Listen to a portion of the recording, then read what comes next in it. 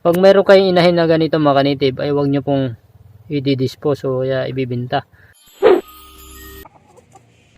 Well, for today's video mga kanitib, ay gagawa tayo ng pagpupugaran ng ating mga manok. Dahil napapansin ko, mangingitlog na naman itong ating Rhode Island Red. At dito sa itaas, ay gagawin natin para dun sa ating native. Yan, na siya ang maglilimlim dun sa itlog ng Rhode Island Red.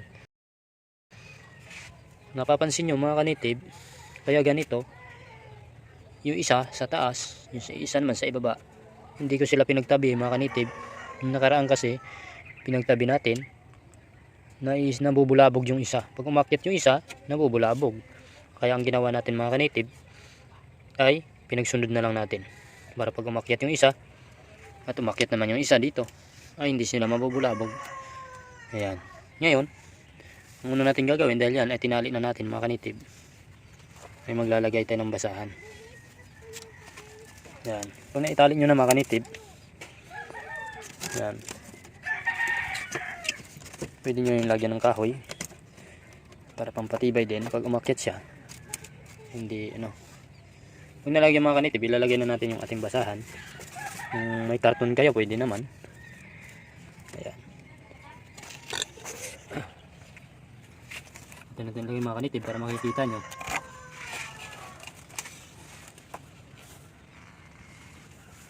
Tapos lagyan natin mga kanitib ng ito yung damo. Ayan. Kunting damo Ito mga kanitib ay yung pinagbubunot natin damo, pinatuyo na natin. Ayan. Para dyan na maiitlog yung Rhode Island Red natin mga kanitib. Kasunod naman ay dito tayo sa kabila. Lalagyan din natin mga kanitib.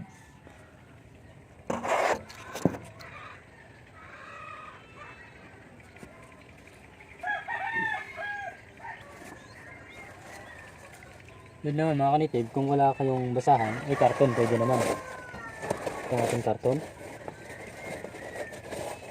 Yung karton kasi mga kanitib, pag maglilimlim sila ay mainit. Kaya maganda ito.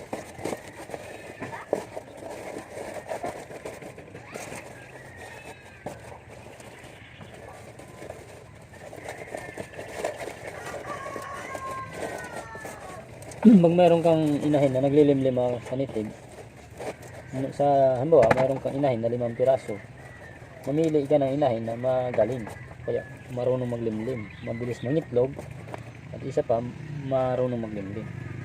Yung mga kanitib ay ilagay na natin yung ating karton. Ayan. Sunod naman yung ating kunting damo.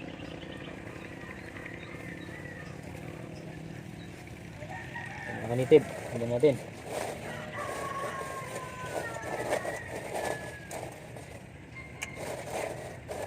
Yan.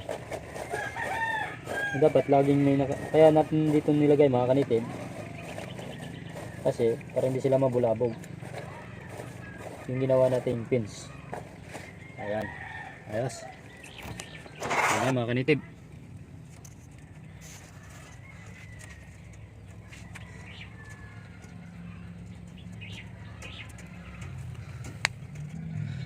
After 1 week mga kanitib, ito na yung resulta. Yung mga kanitib, ito yung ginawa nating paitlogan. Ayan. Ito pang isa sa itaas. Ayan. Bali, hindi ko sila pinagsusunod dito para hindi mabulabog ang isa't isa sa kanila. Natin kung nag-itlog na.